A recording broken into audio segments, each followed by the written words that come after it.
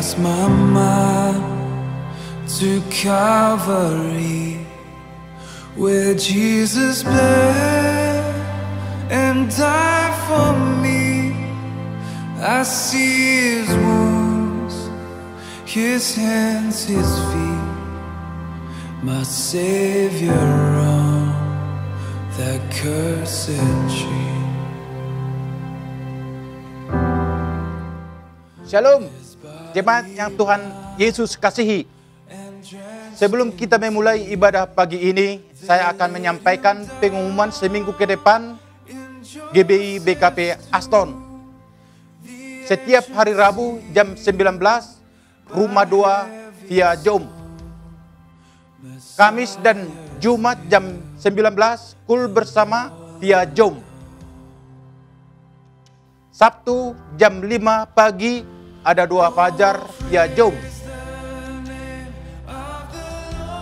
Ibadah raya tetap setiap hari Minggu pukul 8 pagi via YouTube dan Facebook GBI BKP Aston. Bagi saudara yang hendak menabur persembahan dan persepuluhan dapat ditransfer melalui nomor rekening berikut ini. Kami mengucapkan terima kasih banyak bagi saudara-saudara yang telah menabur untuk rumah Tuhan, dan untuk itu biarlah Tuhan membalaskan kebaikan Bapak Ibu saudara-saudara berlipat-lipat kali ganda. Sekianlah pengumuman yang saya sampaikan pada pagi hari ini. Selamat beribadah, Tuhan Yesus memberkati. Shalom. Pagi ini kita mau bersuka di hadapan Tuhan, sebab Dia Allah yang luar biasa. Mari bersama-sama bangkit berdiri. Bersama saya kita mau menyembah Allah kita, sumber kekuatan kita. Allah sumber kuatku, Allah sumber kuatku, Allah sumber kuatku dan bagianku selamanya. Allah sumber kuatku, Allah sumber kuatku, Allah sumber kuatku dan bagianku selamanya, selamanya. Hanya Engkau Tuhan pencipta segala. Hanya Kau milikku di surga.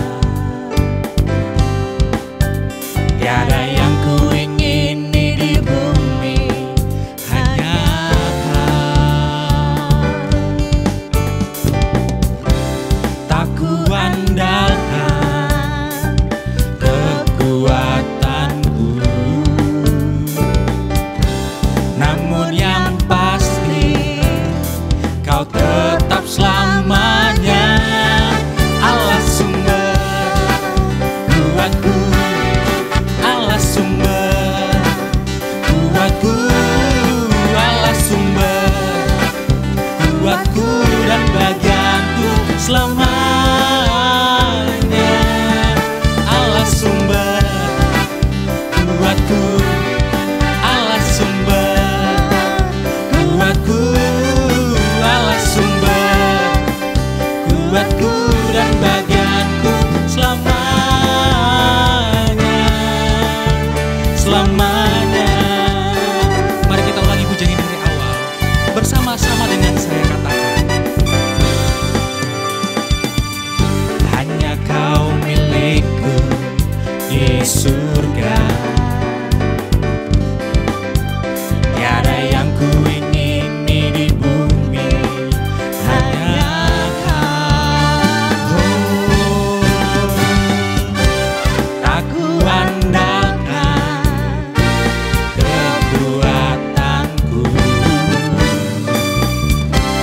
namun yang pasti Kau tetap selamanya. Allah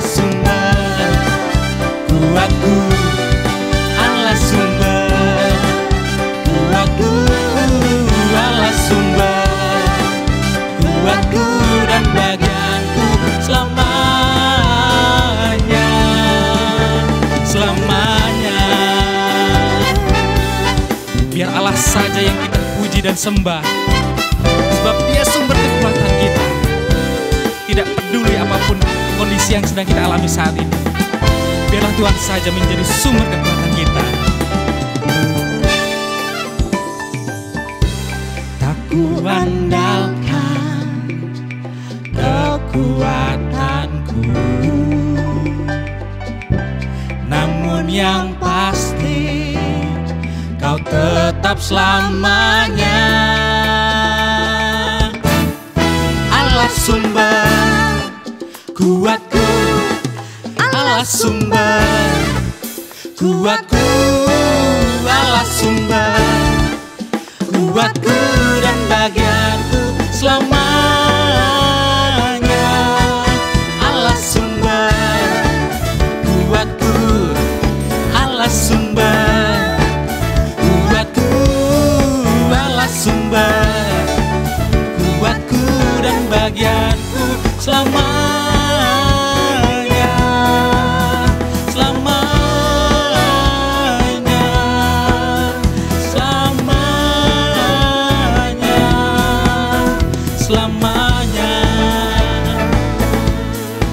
Sorakan haleluya bagi Tuhan kita yang dahsyat. Sorakan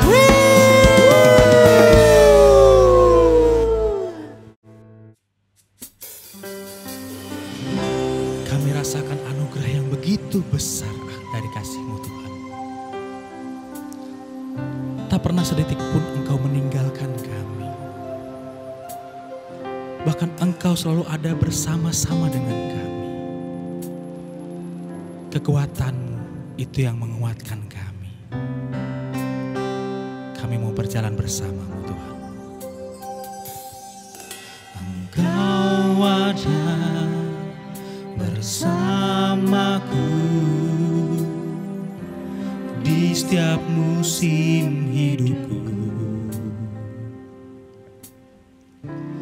Tak pernah Kau biarkan ku sendiri.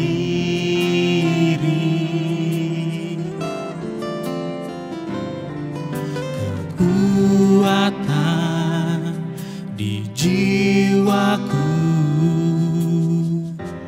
adalah bersama-Mu. Tak pernah ku ragukan kasih-Mu.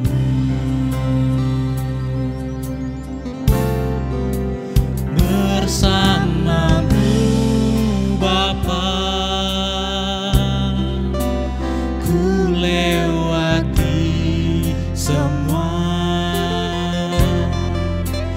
Perkenanan-Mu yang teguhkan hatiku. Engkau yang bertindak, memberi pertolongan. Anugerah-Mu besar melimpah bagiku. Terima kasih Tuhan buat anugerah-Mu yang Kau limpahkan kepada kami. Ini menjadi kekuatan dalam jiwa kami Tuhan. Hanya bersama-Mu kami tenang. Kekuatan di jiwa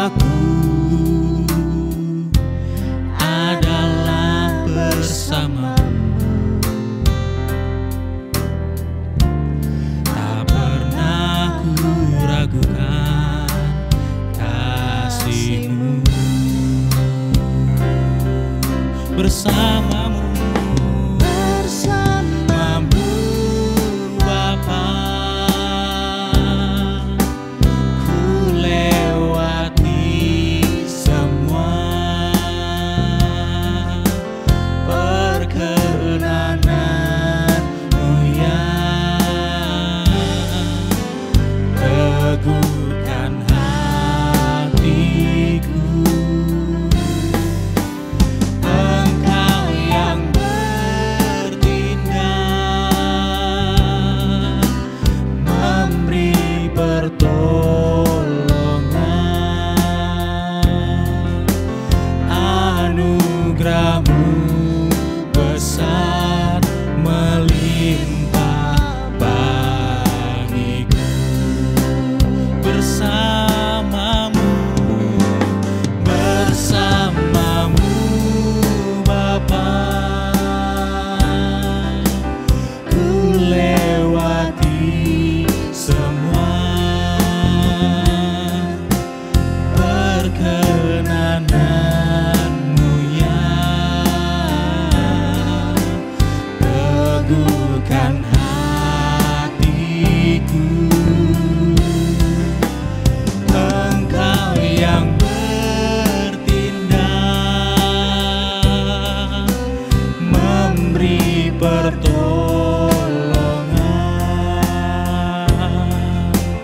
Anugerah-Mu besar melimpah bagiku. Bersamamu Bapa, ku lewati semua perkenanan-Mu yang teguhkan hatiku. Engkau yang bertindak, memberi pertolongan.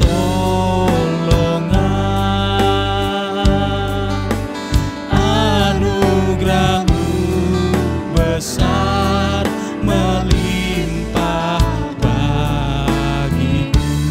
Ku percaya janji-Mu, ku percaya janji-Mu ajaib.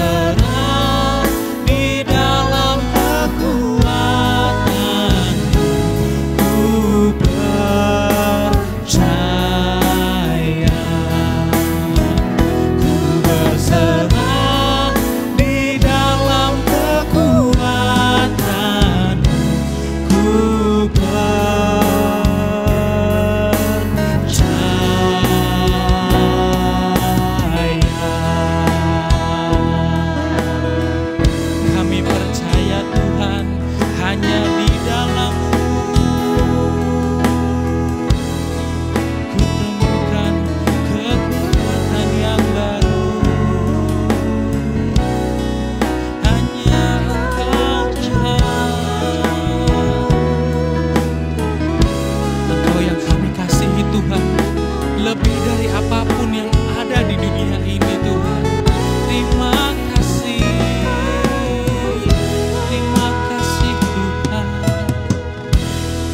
Kami percaya kuasa-Mu sanggup mengubah kehidupan kami.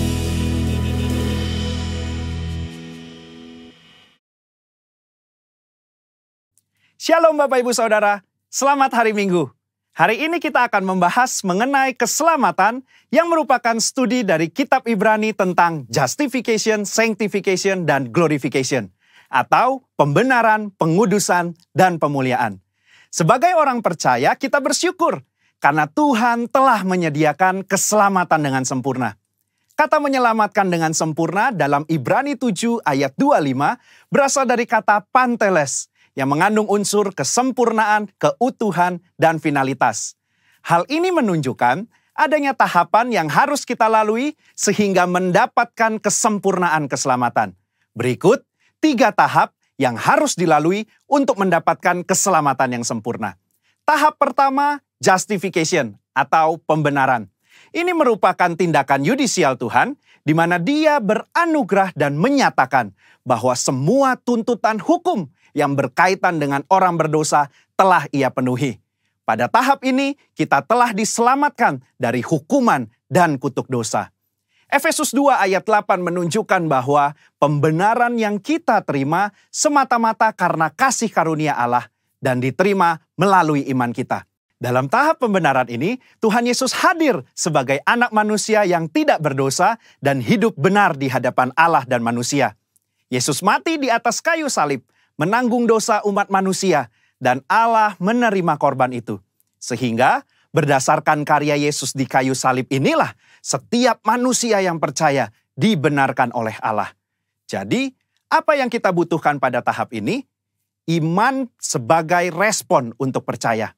Disinilah kelahiran baru muncul sebagai awal kehidupan rohani kita di dalam Kristus. Lalu, apakah dengan kita sudah diampuni dan dibenarkan, kita bisa berbuat sesuka hati kita? Tentu saja tidak. Ada perbedaan antara menerima keselamatan dengan hidup dalam keselamatan. Pada tahap pembenaran, kita menerima keselamatan karena kasih karunia Tuhan, bukan karena usaha atau karya manusia. Namun, setelah kita menerima keselamatan tersebut, kita harus hidup dalam keselamatan. Orang-orang yang telah dibenarkan harus menghidupi kehidupan kudus dan berupaya untuk menang atas kuasa dosa. Kita harus dikuasai dan dipenuhi dengan Roh untuk dapat menolak segala kejahatan, nafsu, dan godaan selama hidup di dunia ini. Tahapan kedua setelah pembenaran disebut dengan sanctification atau pengudusan. Pada tahap sanctification, kita masuk dalam proses pengudusan dan pendewasaan yang berkelanjutan oleh Roh Kudus dan firman-Nya. Proses ini harus diupayakan terus-menerus sampai menjadi serupa dengan Kristus. Meskipun demikian, upaya ini bukan dilakukan dengan kekuatan kita sendiri, melainkan dengan pertolongan Roh Kudus. Roh Kuduslah yang memampukan, memperlengkapi, dan membawa kita sampai menjadi serupa dengannya. Ibrani 9 ayat 14 menunjukkan, ada tujuan yang Allah siapkan bagi manusia setelah Yesus mencurahkan darahnya untuk menyucikan hati kita dari perbuatan yang sia-sia, yaitu beribadah kepada Allah yang hidup. Di dalam beribadah kepada Allah yang hidup inilah terdapat pendewasaan rohani dan penyucian diri dari segala dosa, serta proses menang atas cobaan dan godaan iblis setiap harinya. Secara praktis, apa yang dapat kita lakukan di tahap ini? Setidaknya ada 3 aspek dalam pengudusan yang kita lakukan berdasarkan Ibrani 10 ayat 22-24. Yang pertama, taat dan setia kepada Yesus. Yang kedua, saling mendorong untuk hidup dalam kasih. Yang ketiga, menghasilkan buah pertobatan dan buah roh. Di dalam tahap pengudusan ini, akan banyak peperangan rohani yang dilakukan. Maka dari itu, kita harus senantiasa hidup dikuasai oleh roh dan hidup dalam pengudusan. Sehingga kita akan menang atas setiap peperangan yang kita lakukan. Sekali lagi, kasih karunia adalah tindakan Tuhan memberikan Roh Kudus-Nya untuk memenuhi dan menguatkan kita dengan kehadiran, pengurapan, dan karunia-Nya. Melalui iman adalah kita dengan setia mengerjakan ketaatan dan latihan-latihan yang membangun manusia rohani kita sampai menjadi serupa dengan Kristus. Tahapan ketiga untuk mencapai keselamatan yang sempurna adalah glorification atau pemuliaan. Tahapan ini juga disebut sebagai keselamatan akhir, di mana kita akan diselamatkan dari kehadiran dosa. Artinya, manusia tidak lagi memiliki kehadiran dosa. Di dalam doktrin keselamatan, kondisi ini akan tergenapi ketika Tuhan Yesus datang untuk kali yang kedua. Dan hanya tersedia bagi mereka yang bertahan dan setia selama proses pengudusan. Dan yang telah menjadi serupa dengan gambar Yesus. Ibrani 10 ayat 37 menunjukkan, sedikit waktu lagi Ia akan datang. Sudah siapkah kita akan kedatangannya? Apakah kita sudah serupa dengannya? Melakukan perintah dan amanat agungnya dengan benar? Ada 3 hal yang akan dilakukan saat Ia datang untuk kali yang kedua. Pertama, Ia datang untuk menyempurnakan keselamatan kita dengan cara memberikan kepada kita tubuh kemuliaan. Yang kedua, Ia memberikan upah kepada kita hamba-hambanya. Dan yang ketiga, Ia menyelesaikan rencananya dengan menghancurkan iblis dan menegakkan kerajaannya. Kesimpulannya, insan Pentakosta menganut doktrin progressive salvation, yaitu bahwa keselamatan tidak didapatkan secara instan, melainkan sebuah proses dan perjalanan yang dituntun dan dipimpin oleh Roh Kudus sampai akhir hidup. GBI menolak pandangan sekali selamat tetap selamat. Jaminan keselamatan itu selalu kita miliki selama kita tetap tinggal di dalam Kristus. Hal ini bukan hanya karena itu adalah tradisi yang diwariskan oleh para pendahulu kita, tetapi berdasarkan studi yang jujur dan komprehensif dari surat-surat Paulus, surat-surat umum, bahkan ketika melihat Perjanjian Lama, inilah Injil yang seutuhnya. Juru selamat kita yang mati dan mencurahkan darahnya untuk mengampuni kita dari dosa dan membenarkan kita di hadapan Allah adalah juru selamat yang sama yang bangkit dan naik ke sorga, mengutus Roh Kudusnya untuk menyucikan dan memberdayakan kita menjadi alat di tangannya, yang juga adalah juru selamat yang sama yang berjanji untuk datang menjemput kita di dalam kemuliaan kekal bersamanya.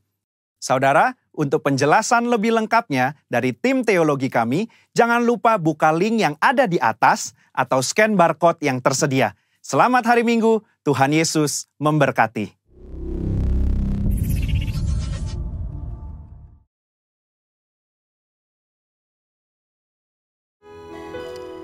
Kami tahu Tuhan, dalam kondisi apapun, Engkau memiliki rancangan indah bagi hidup kami. Dan kami yakin Tuhan, masih ada mukjizat yang akan nyata dalam hidup kami. Dan kami percaya hanya kepadamu.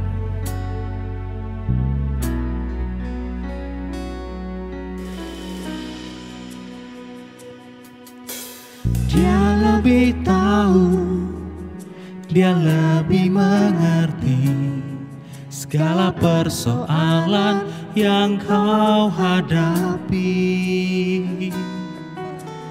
Tetap percaya dan berharap padanya, pasti semua akan jadi indah pada waktunya. Dia lebih tahu, Dia lebih mengerti segala persoalan yang kau hadapi.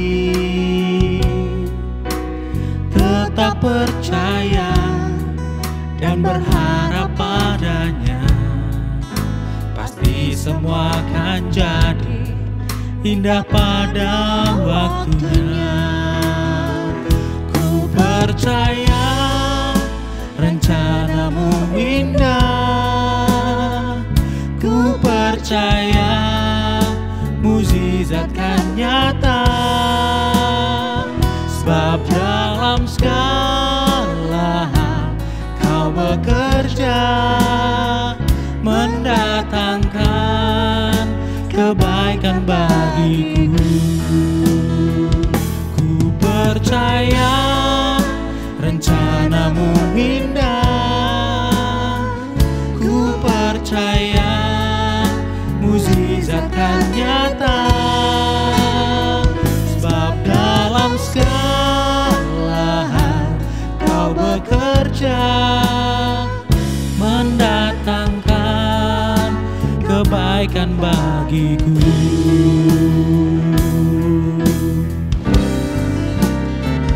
Ku percaya rencanamu indah.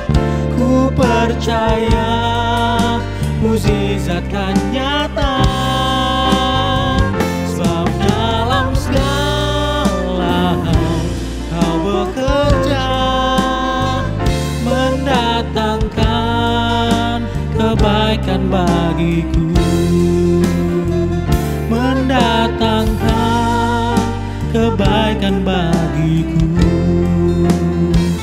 Mendatangkan kebaikan bagiku.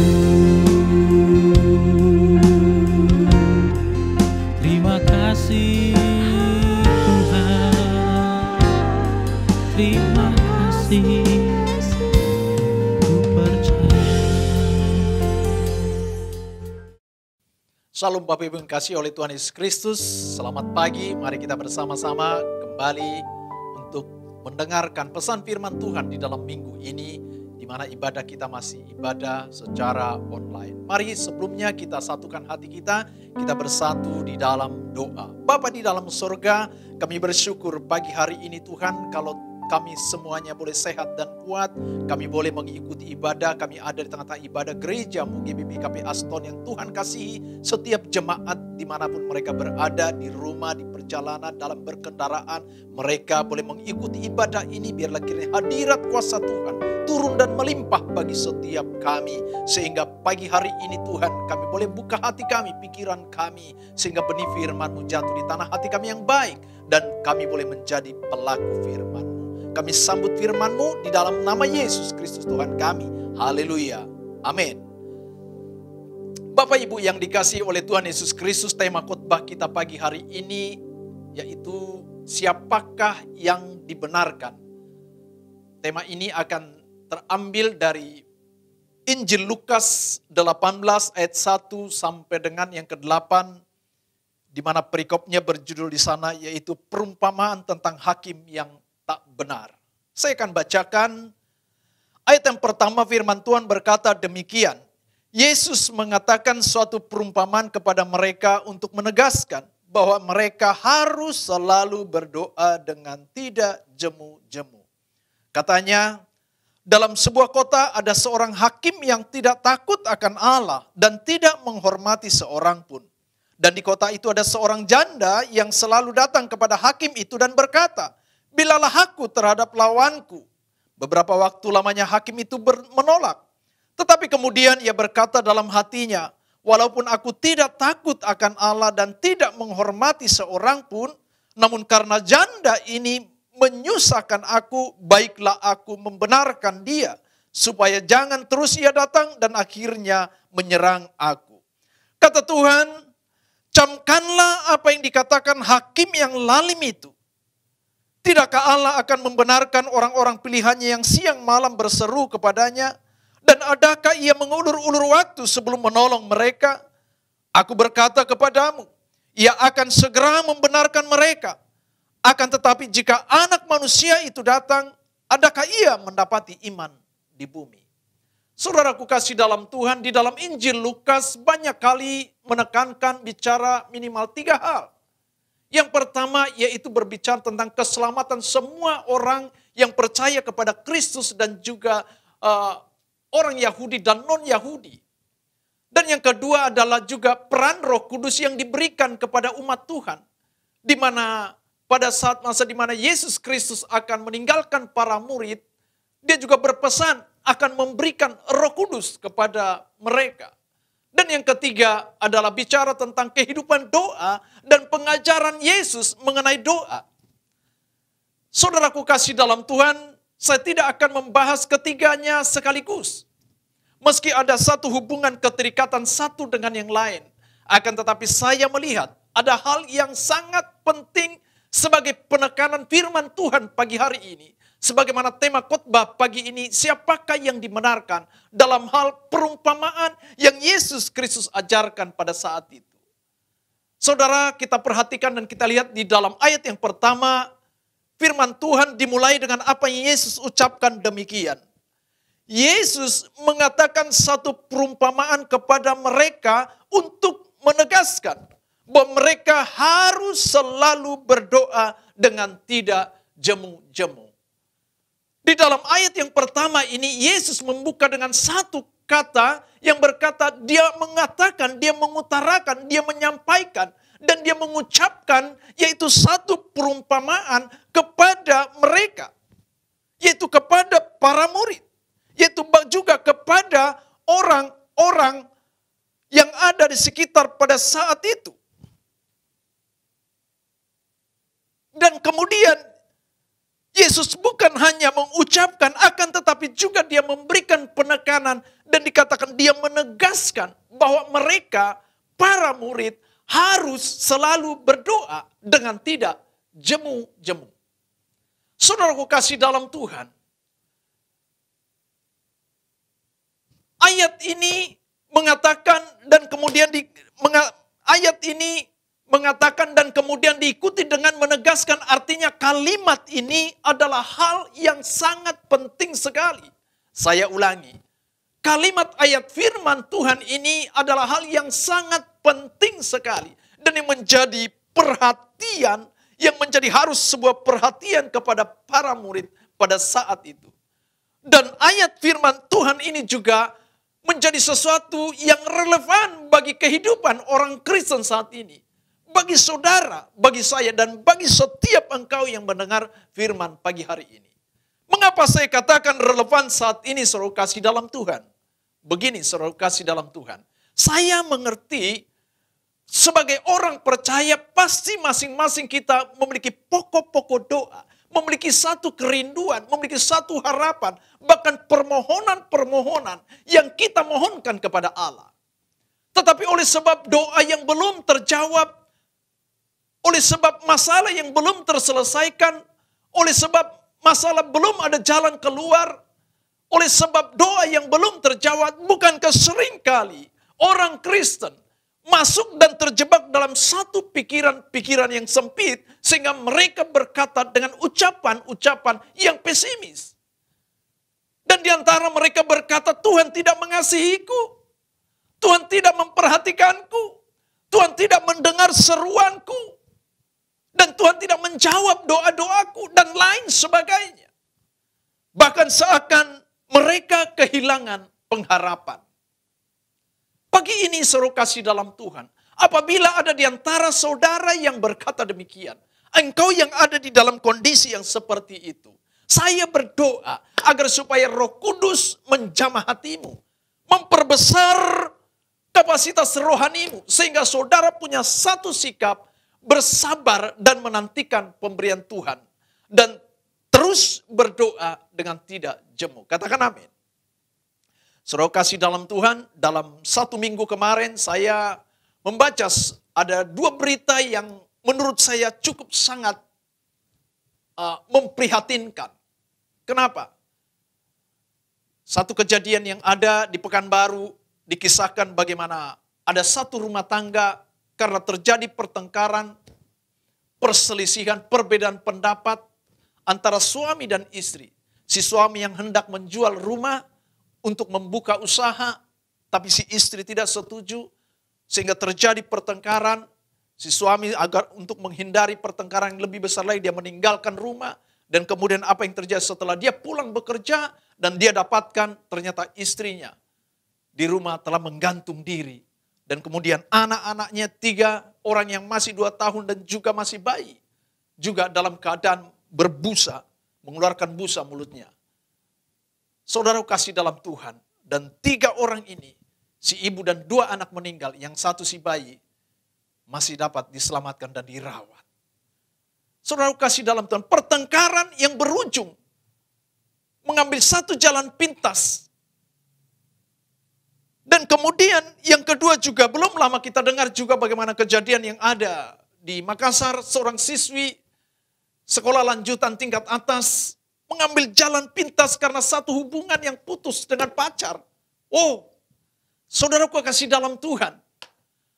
Apa yang bisa kita petik dari berita tersebut? Pelajaran apa yang kita bisa dapatkan dari berita tersebut? Pertama, apakah ini kehendak Tuhan? Saya mau katakan pasti ini bukan kehendak Tuhan.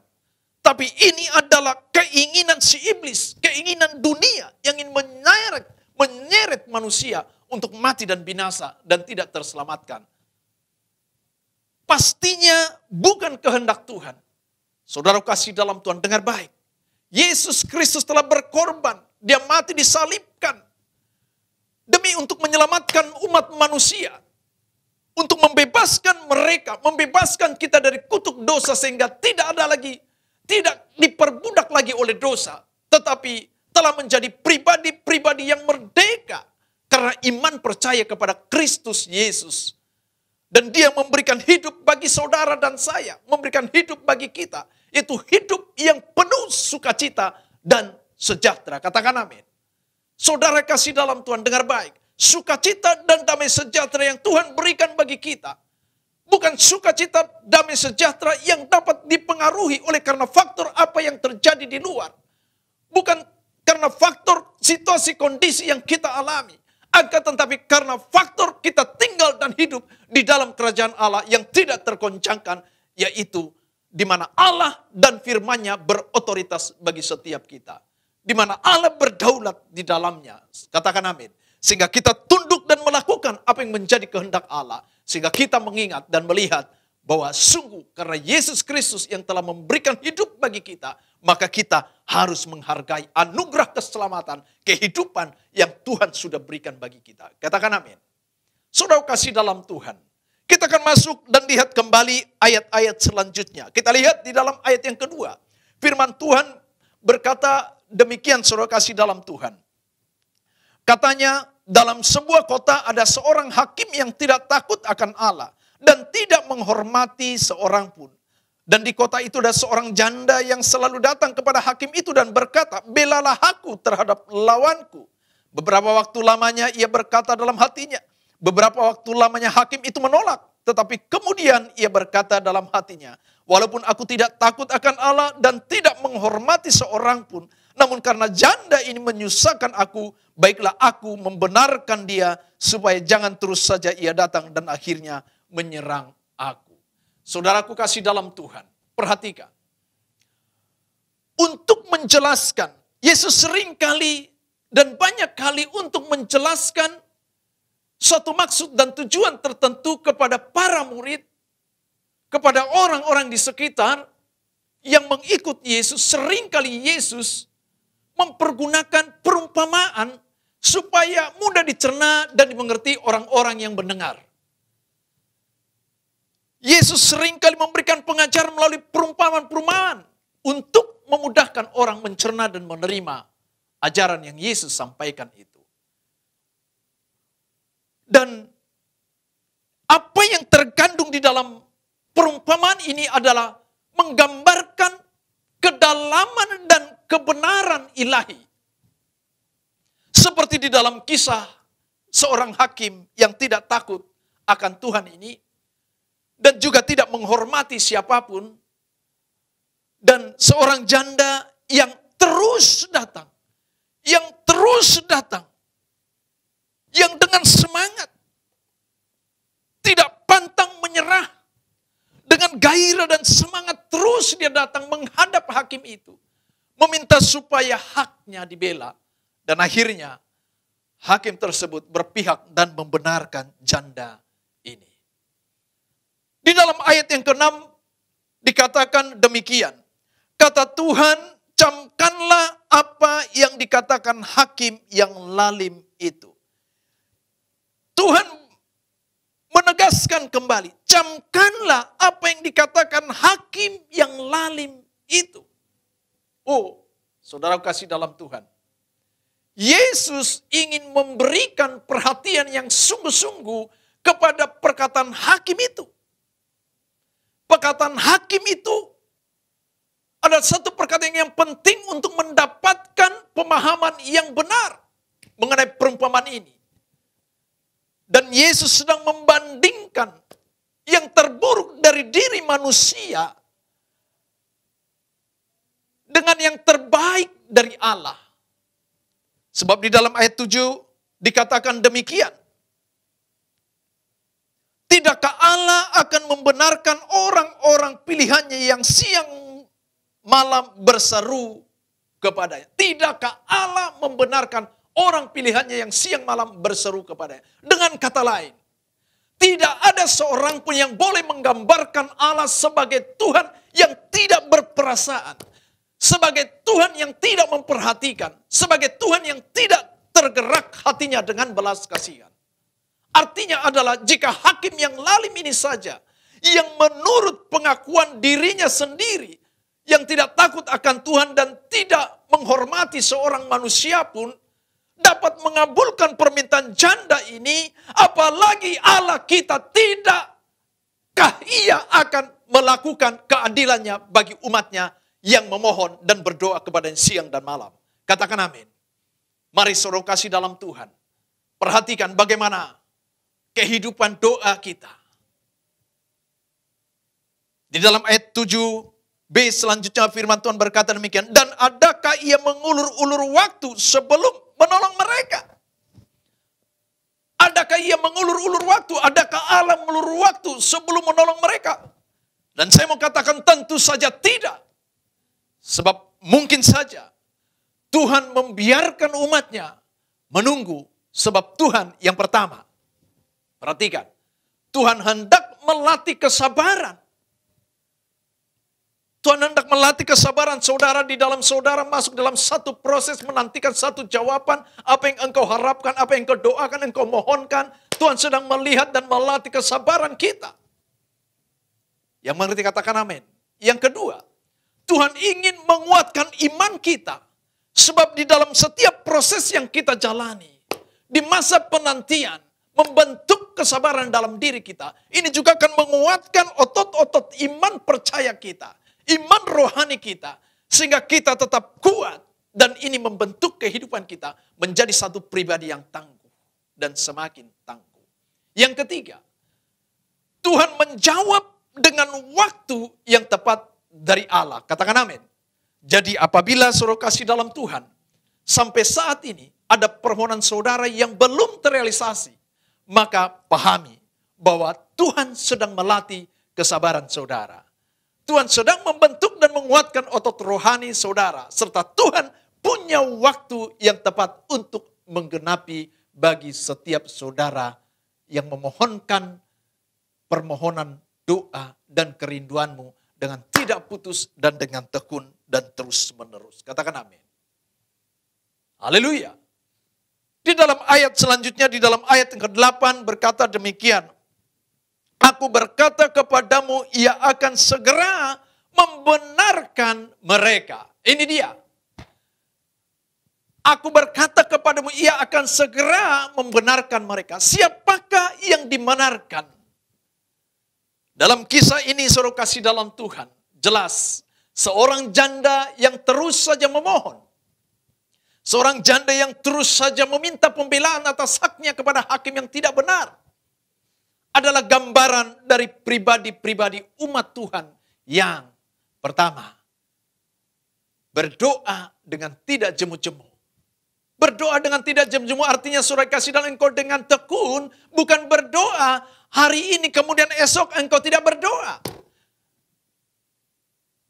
Atau karena saudara belum beroleh jawaban kemudian saudara undur dan menyalahkan Tuhan. Tapi mari, pesan saya himbau kepada saudara jemaat yang Tuhan kasihi. Berdoalah dengan tidak jemu-jemu, dengan tekun. Yang mengerti katakan amin. Yang kedua, janda ini adalah satu gambaran dari pribadi-pribadi umat Tuhan yang berdoa dengan konsisten. Katakan konsisten. Artinya dengan penuh ketaatan, menyediakan waktu dan memberikan waktu untuk terus berdoa.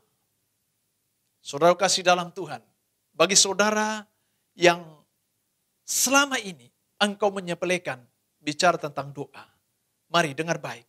Sediakan waktumu, berikan waktumu, engkau masuk dan engkau berdoa. Katakan amin. Yang ketiga, janda ini adalah gambaran pribadi-pribadi dari umat Tuhan yang memohon siang dan malam, berbicara tentang waktu. Menyadari betul akan pentingnya sebuah komunikasi yang terus dibangun melalui doa siang dan malam. Dan yang keempat, hiduplah di dalam imanmu. Tetap percaya sekalipun engkau belum melihat jawaban. Katakan amin. Mari saudara kasih dalam Tuhan. Jika Yesus saja mengajarkan serta mengingatkan melalui perumpamaan ini, artinya begitu pentingnya bicara tentang doa. Haleluya. Saudara kasih dalam Tuhan, mungkin ada permohonan ataupun pergumulan doa saudara yang hingga sampai saat ini engkau belum beroleh jawaban atau penyelesaian. Percayalah bahwa Tuhan mendengar setiap seruanmu. Tuhan memperhatikan setiap keperluanmu. Tuhan menyediakan secara detail keperluan-keperluan hidup saudara. Akan tetapi seringkali kita kurang menyadari akan hal itu.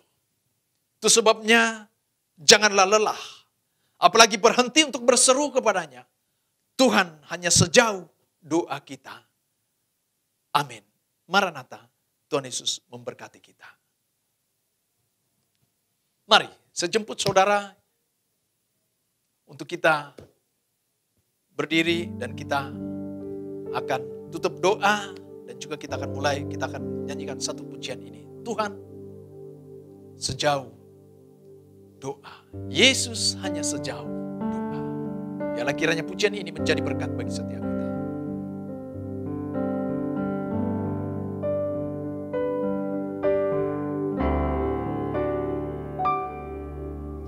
Bila kau rasa gelisah di hatimu, bila kalang kabut tak menentu hidupmu, ingat masih ada seorang penolong bagimu. Yesus tak pernah jauh dari. Sekali lagi katakan, bila cobaan menggodai hatimu, bila sengsara menimpa keadaanmu, ingat Yesus takkan pernah jauh darimu. Dia selalu pedulikan kau. Katakan, berseru memanggil namanya, berdoa dia akan segera menghampiri dirimu. Percaya Yesus tak jauh darimu, dia hanya sejauh doa. Oh, berseru memanggil namanya, berdoa dia akan segera menghampiri dirimu. Percaya Yesus tak jauh darimu, dia hanya sejauh doa. Dia hanya sejauh doa.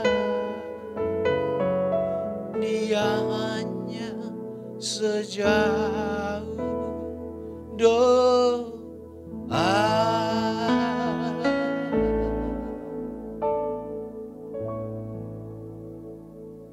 Kami bersyukur pagi hari ini Tuhan, kalau pesan firman-Mu telah mengajar dan mendidik kami, mengingatkan kami, sebagaimana perumpamaan yang Tuhan Yesus ajarkan kepada para murid.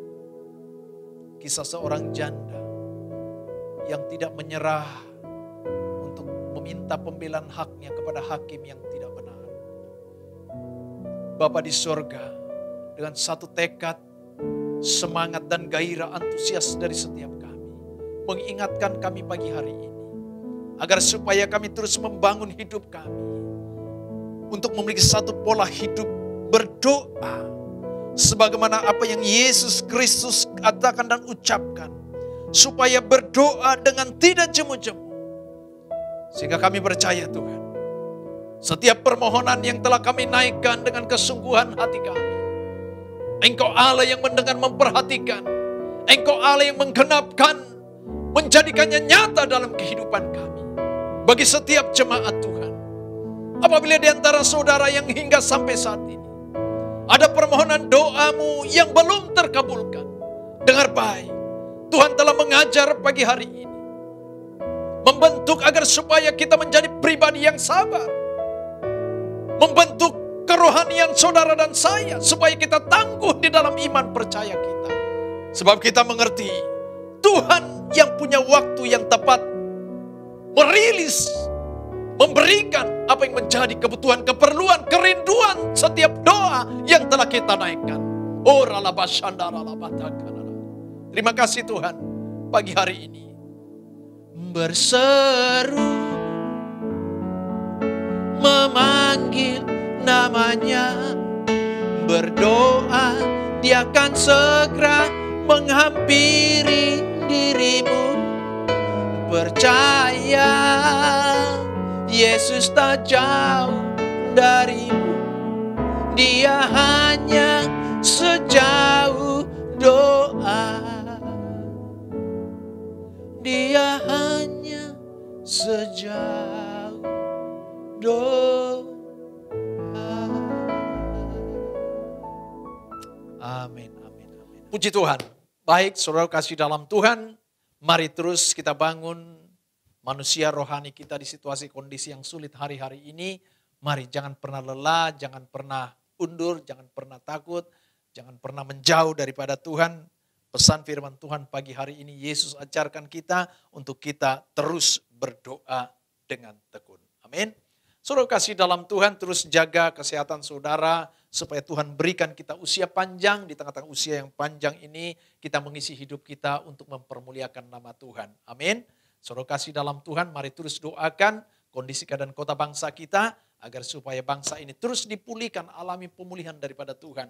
Sehingga setiap bencana dan juga korban-korban daripada virus COVID-19, mereka dihibur, dikuatkan. Dan juga para tim medis yang melakukan tugas mereka, tanggung jawab mereka, mereka juga diberikan kekuatan oleh Tuhan. Dan juga terlebih juga bagi setiap kita, mari kita patuh, kita taat kepada apa yang pemerintah tekankan untuk menjaga protokol kesehatan. Dan itu sangat berguna bagi setiap kita. Amin. Saudara kasih dalam Tuhan, kita akan akhiri ibadah kita pagi hari ini. Mari saya jemput saudara, kita sama-sama bangkit berdiri. Nanti kita akan doa Bapa kami dan kemudian doa berkat. Kiranya Tuhan memberkati aku berlimpah-limpah. Mari katakan. Angkat tanganmu. Kiranya Engkau memberkati aku berlimpah-limpah dan memperluas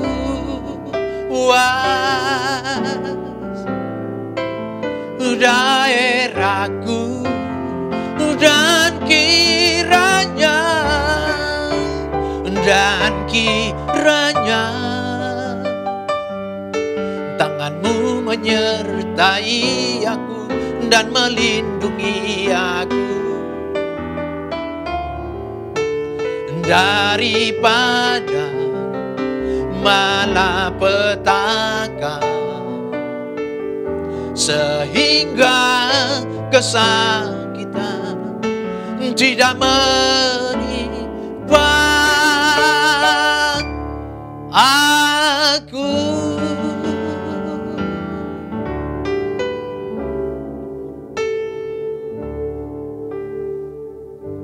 Bapa kami yang ada di surga, dikuduskanlah namamu, datanglah kerajaanmu, jadilah kehendakmu di bumi seperti di surga. Berikanlah kami pada hari ini makanan kami yang secukupnya, dan ampunilah kami akan kesalahan kami, seperti kami juga mengampuni orang bersalah kepada kami. Dan janganlah bawa kami ke dalam pencobaan, tetapi lepaskanlah kami daripada yang jahat, karena Engkaulah yang mempunyai kerajaan dan kuasa dan kemuliaan sampai selama-lamanya. Kasih dan anugerah yang berlimpah-limpah dari Allah Bapa di dalam sorga, di dalam Putra yang tunggal Tuhan kita Yesus Kristus, persekutuan yang indah yang manis dengan Roh Kudus yang terus menyertai saudara mulai dari pagi hari ini sampai Maranatha, hidup kekal selama-lamanya. Yang selalu percaya, mari sama-sama katakan amin. Baik, sampai berjumpa. Selamat pagi, selamat berhari Minggu. Tuhan Yesus memberkati.